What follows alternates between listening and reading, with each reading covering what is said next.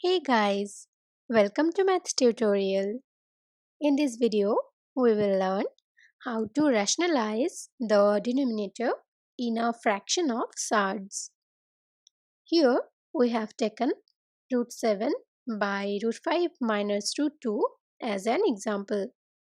So let's start. Look that we have root 5 and root 2 in the denominator, and these both numbers are irrational. So that's make the denominator an irrational number. So we have to rationalize it. Now let's learn how to do it.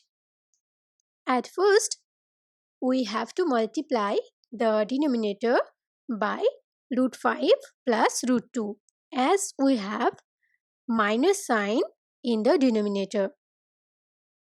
So we have root 7 by root 5 minus root 2. This is our given fraction. Now we will multiply it with root 5 plus root 2, and doing that we get root 7 times root 5 plus root 2 in the numerator, and root 5 minus root 2 times root 5 plus root 2 in the denominator. Now we will rewrite it as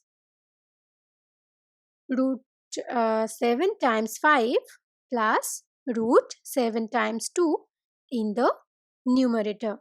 And here we have used root x times root y equal to square root of x times y.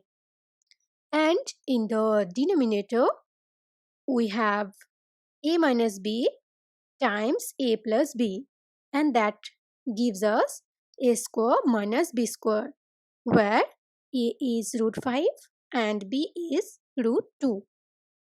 Now let's simplify both the numerator and the denominator, and doing that we get root 35 plus root 14 in the numerator, and in the denominator we get 5 minus 2.